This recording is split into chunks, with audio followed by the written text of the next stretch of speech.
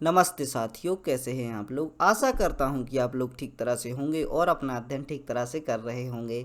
भारतीय राज्य व्यवस्था का यह 68वां व्याख्यान है और इसके अंतर्गत हम स्टेट पब्लिक सर्विस कमीशन, जिसे कि हिंदी में राज्य लोक सेवा आयोग के नाम से जाना जाता है, उसके बारे में अध्ययन करने वाले हैं। आपने अब पिछले ही व्याख्यान में यूपीएससी यानी यूनियन पब्लिक सर्विस कमीशन, जिसको हिंदी में कहते हैं भारतीय लोक सेवा आयोग, तो हमने उसके बारे में अध्ययन किया और इसके बाद स्टेट पब्लिक सर्विस कमीशन की बात कर रहे हैं। तो आपके दिमाग में कन्फ्यूजन आ रही होगी कि यह कौन सी चीज़ है। हम आपको स्पष्ट रूप से बता दें कि जो केंद्रीय स्तर पर एग्जाम्स कंडक्ट कराने का कार्य करती है वह हमारी यूपीएससी करती है। यूपीएससी द्वारा भारतीय लोक सेवा आयोग के द्वारा केंद्रीय स्तर के एग्ज़ाम कंडक्ट कराए जाते हैं, जैसे कि आईएएस आईपीएस हुए। और राज्य पब्लिक सर्विस कमीशन यानी स्टेट पब्लिक सर्विस कमीशन के अंतर्गत राज्यों से संबंधित परीक्षाओं को कंडक्ट कराया जाता है। राज्य के भी कुछ अधिकारी होते हैं जिनकी परीक्षाएं यहाँ पर कंडक्ट कराई जाती हैं और वहाँ से निकाल कर इनको अधिकारी बनाया जाता है। आप देख सकते हैं कि हम जैसा जहाँ पर राज्य की बात करते हैं तो राज्य में हमने समझा कि हमारा देश भी आता है, यानी हम एक देश को राज्य के रूप में भी लेते हैं और राज्य को राज्य के रूप में भी लेते हैं। हमारे पास अभी 29 राज्य हैं, तो 29 राज्यों के अपने अपने स्टेट पब्लिक सर्विस कमीशन भी होंगे जो कि राज्य के एग्ज़ाम कंडक्ट कराते हैं। तो आज के व्याख्यान में हम इसी के परिप्रेक्ष्य में अध्ययन करेंगे। स्टेट पब्लिक सर्विस कमीशन की हम देखें तो जिस प्रकार केंद्र की परीक्षाएं संपन्न कराई जाती हैं यूपीएससी के द्वारा, उसी प्रकार राज्य लोक सेवा आयोग के द्वारा राज्य की परीक्षाएं संपन्न कराई जाती हैं। और हम देख सकते हैं कि जिसमें कि हम देख सकते हैं कि ऐसे जो अधिकारी आते हैं, जैसे कि तहसीलदार हुए, एसडीएम हुए, यह सब अधिकारी यहीं से निकल कर आते हैं। राज्य लोक सेवा आयोग के बारे में हमने हमारे संविधान के भाग 14 में 315 से लेकर 323 तक अध्ययन किया था। तो यहाँ पर हम देख सकते हैं कि आर्टिकल सेम है, बाकी जिनकी जो कंडीशन है राज्य व केंद्र के परिप्रेक्ष्य में वह अलग अलग दी हुई हैं। तो हम देख सकते हैं कि जिस प्रकार के प्रावधान आपके यूपीएससी के अंतर्गत आते हैं उसी प्रकार के प्रावधान पीएससी यानी एसपीएससी यानी स्टेट पब्लिक सर्विस कमीशन के बारे में आते हैं। तो हम देख सकते हैं कि आर्टिकल 315 से लेकर 323 तक इनके बारे में भी प्रावधान दिए गए हैं। तो यह आपके लिए बहुत ही अच्छी बात हो जाती है कि आपको अलग अलग प्रकार से इनके आर्टिकल्स को याद नहीं करना है। यदि केंद्र की बात पूछी जाए तो उनके बारे में भी भाग 14 में 315 से लेकर 323 तक प्रावधान आते हैं और जो कि राज्य का आता है तो उसमें भी यही प्रावधान आते हैं। चलिए आगे देख सकते हैं। अब संयोजन की बात करें कि कौन कौन सी बातें इसमें संयोजित हैं, तो इसमें हम देख सकते हैं कि राज्य लोक सेवा आयोग के जो सदस्य होते हैं उनकी संख्या गवर्नर द्वारा निर्धारित की जाती है। अब हम यूपीएससी के परिप्रेक्ष्य में देखें तो यूपीएससी के जो सदस्यों की संख्या किसके द्वारा निर्धारित की जाती थी, राष्ट्रपति के द्वारा निर्धारित की जाती थी।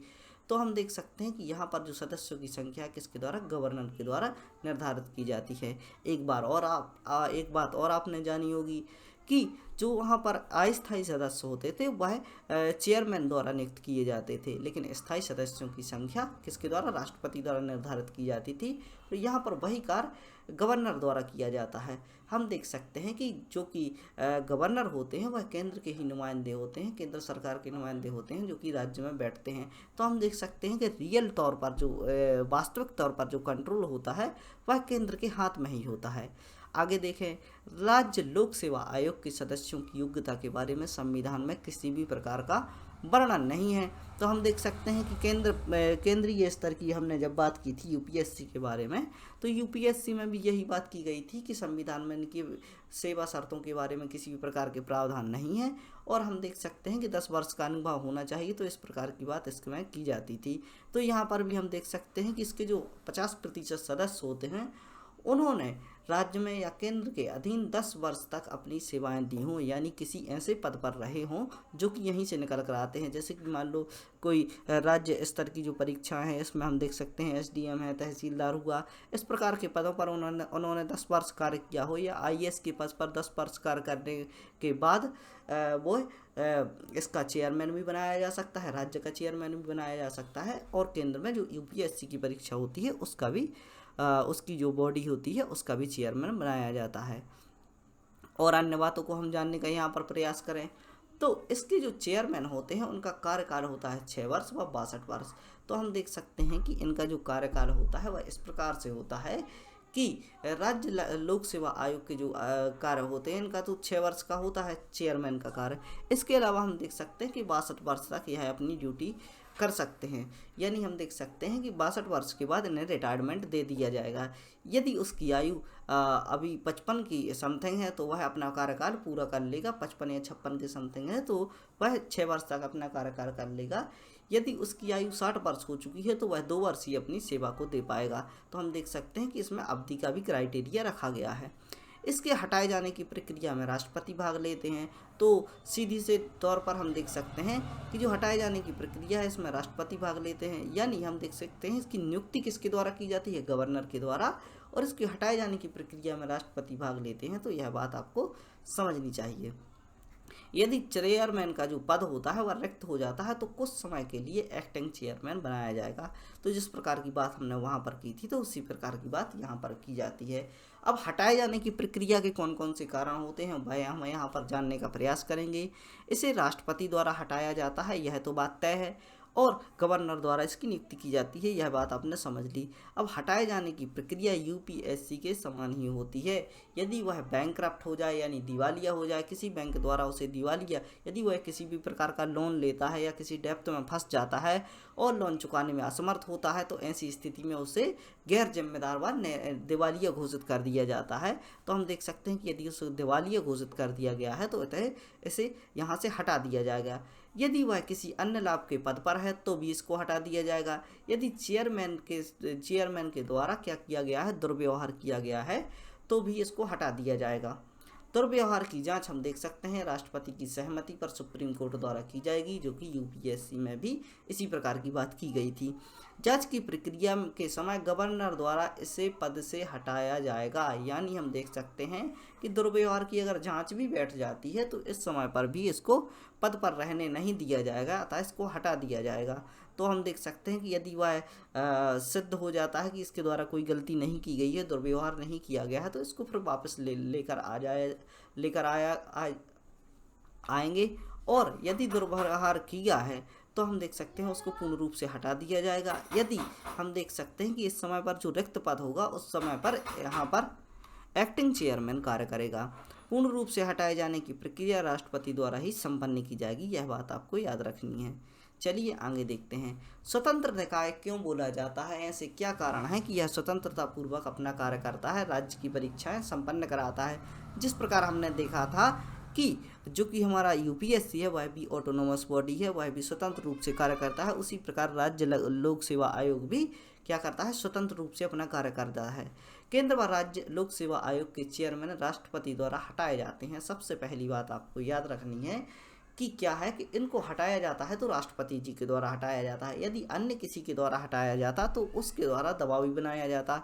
यानी मान लो किसी प्रधानमंत्री या किसी और पद पर आसीन व्यक्ति के द्वारा इनको हटाया जाता तो उस पर यह दबाव बनाने का प्रयास करते।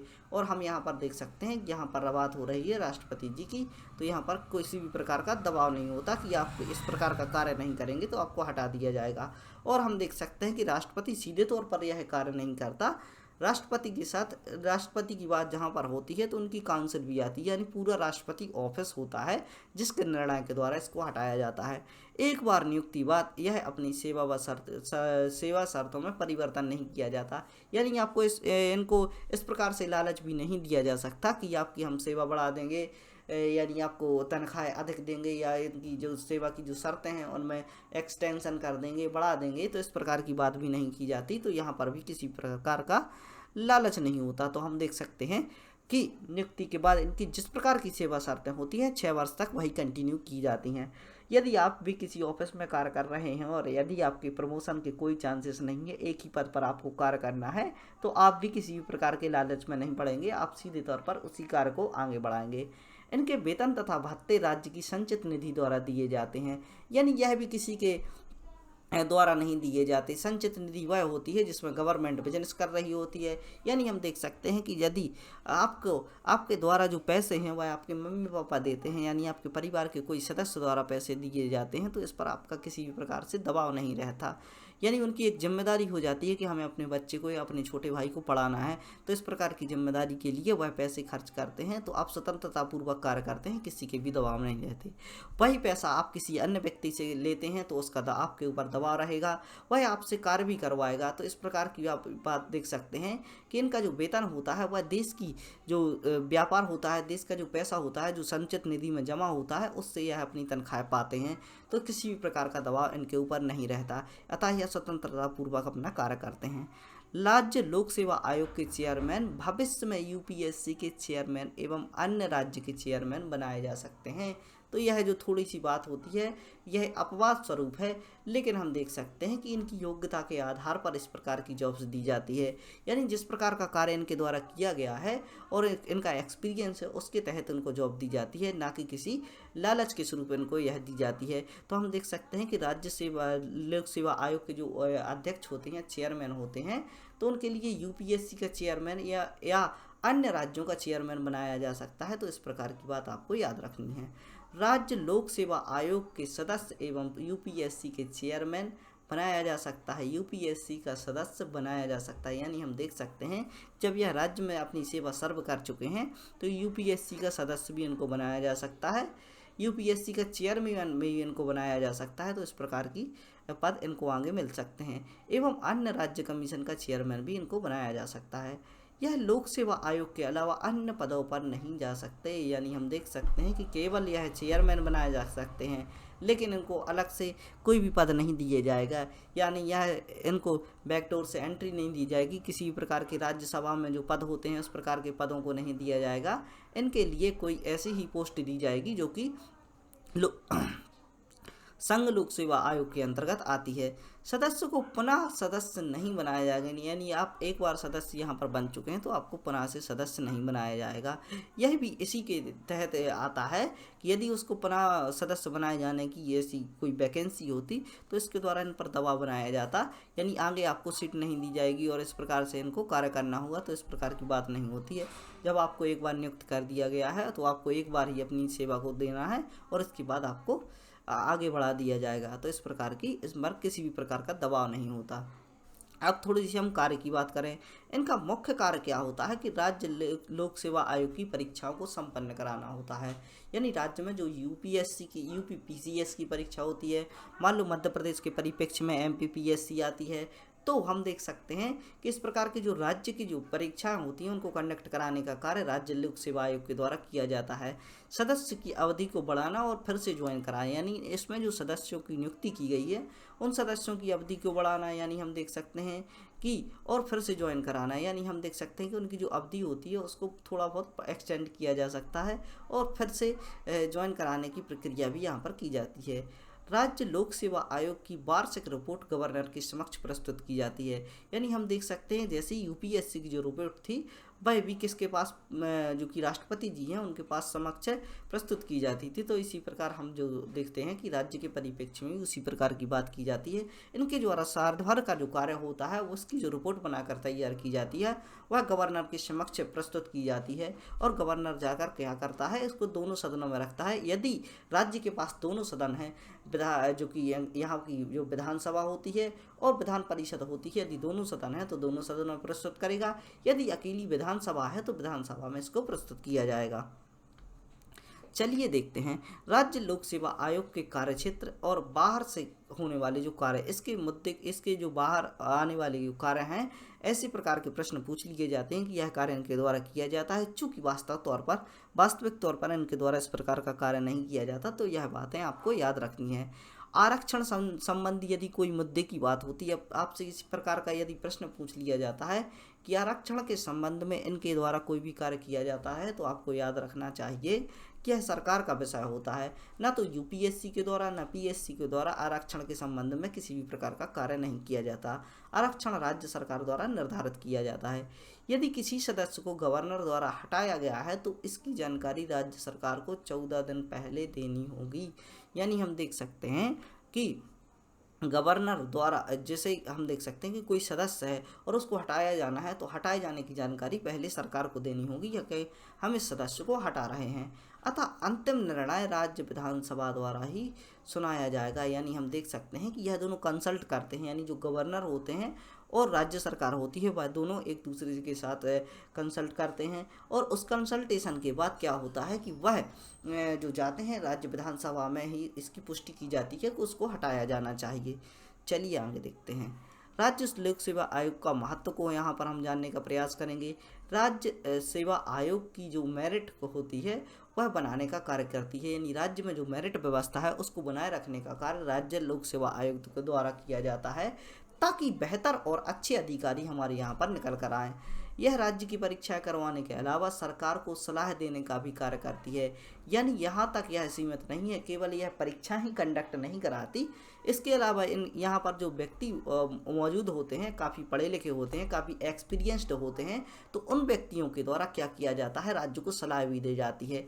लेकिन राज्य इनकी सलाह मानने के लिए बाध्य नहीं होता, केवल इनसे इनके शिक्षित होने का लाभ उठाया जाता है, इनसे सलाहें ली जाती हैं और सलाहों पर सरकार बाध्य नहीं होती कि उनको यह माने या ना माने।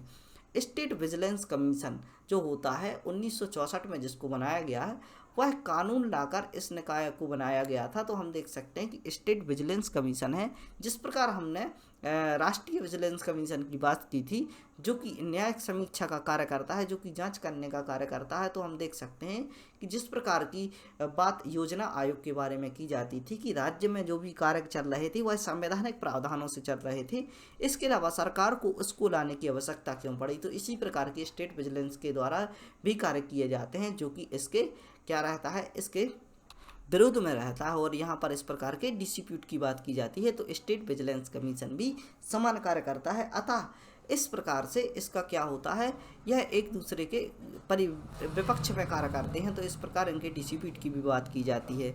चलिए आगे देखते हैं। अब हम बात करें अनुच्छेद व संवैधानिक प्रावधानों की, तो किस प्रकार से अनुच्छेद हमारे संविधान में जो वर्णित है 315 से लेकर 323 तक, तो उसमें क्या क्या बातें की जाती हैं, कौन कौन से आर्टिकल से कौन सी बात की जाती है। तो यह आपसे प्रश्न पूछ लिए जाते हैं कि 319 के अंतर्गत क्या किस प्रकार के संवैधानिक प्रावधान है, आर्टिकल 315 के अंतर्गत किस प्रकार के प्रावधान है। तो आर्टिकल से भी आपको संबंधित जानकारी पूछ ली जाती है, तो यह आपको याद रखना है। मान लो 4 कमीशन दिए होंगे, इनमें से कथन पूछ लिया जाएगा कि कौन सा कथन सत्य है, कौन सा कथन असत्य है। तो इस प्रकार से आपको थोड़ी थोड़ी सी जानकारी इनके बारे में होनी चाहिए। अनुच्छेद 315 क्या बात करता है, केंद्र व राज्य लोक सेवा आयोग की बात करता है। यानी हम यहाँ पर यूपीएससी व पीसीएस दोनों की बात करते हैं, public service commission, state public service commission दोनों ही इसके अंतर्गत आते हैं। तो केंद्र व लोक सेवा आयोग इस प्रकार के निकाय होने चाहिए, यह बात करता है हमारा 315। अनुच्छेद 316 बात करता है नियुक्ति के प्रावधान, किस प्रकार से सदस्यों की व चेयरमैन्स की नियुक्ति होनी चाहिए, तो इसकी बात करता है। अनुच्छेद 317 की बात करें तो यह निलंबन व हटाए जाने की प्रक्रिया के बारे में बात करता है। 318 के अंतर्गत इनकी शक्तियाँ आती हैं। 319 की बात करें तो होल्डिंग ऑफिसर से संबंधित प्रावधान इसके अंतर्गत रखे गए हैं। 320 की बात करें तो लोक सेवा आयोग के कार्य बताए गए हैं कि किस किस प्रकार के कार्य इनके द्वारा किए जाते हैं या किए जाने चाहिए। अनुच्छेद 321 की बात करें तो लोक सेवा आयोग के कार्य एवं शक्तियाँ व इनको आगे बढ़ाए जाने की बात की जाती है कि किस किस प्रकार से इनकी शक्तियों को आगे बढ़ाया जाना है, यानी एक्सटेंशन की बात यहाँ पर की जाती है। अनुच्छेद 322 की बात करें तो लोक सेवा आयोग के जो खर्चे होते हैं उनकी बात यहाँ पर की जाती है। तो वित्तीय संबंधित बातें 322 के अंतर्गत आती हैं। अनुच्छेद 323 के अंतर्गत लोक सेवा आयोग की रिपोर्ट तैयार की जाती है, यानी हम देख सकते हैं कि रिपोर्ट बहुत ही प्रमुख होती है। दोनों ही, चाहे वह लोक सेवा आयोग हो चाहे वह राज्य सेवा आयोग हो, दोनों की ही अपनी वार्षिक रिपोर्ट किसके पास देती हैं, राज्य अपनी रिपोर्ट गवर्नर के पास एवं केंद्र अपनी रिपोर्ट किसके पास देता है, यूपीएससी अपनी रिपोर्ट राष्ट्रपति के समक्ष सौंपता है। तो इस प्रकार से हमने बहुत सी जानकारी यहाँ पर प्राप्त की राज्य लोक सेवा आयोग के बारे में। आशा करता हूँ कि आपको बहुत ही अच्छे तरीके से यह टॉपिक समझ आया होगा, और बाकी आप अच्छे तरीके से इसको पढ़ना चाहते हैं तो नोट्स बनाइए, इसका रिवीजन कीजिए, ऐसे बच्चों तक इस लेक्चर्स को पहुंचाने का प्रयास कीजिए जो कि इस प्रकार की शिक्षा प्राप्त करना चाहते हैं। पढ़ते रहिए, खुश रहिए। जय हिंद, भारत माता की जय। हालांकि मेरी थोड़ी सी तबीयत ठीक नहीं है, इसलिए मैं रोज़ लेक्चर नहीं ला पा रहा हूँ, लेकिन आप टेंशन ना लें, आपके लेक्चर बाकायदा आते रहेंगे और इसी प्रकार से आपको पॉलिटी पूरी ही कवर कराई जाएगी। तो धन्यवाद अब तक मुझे सुनने के लिए।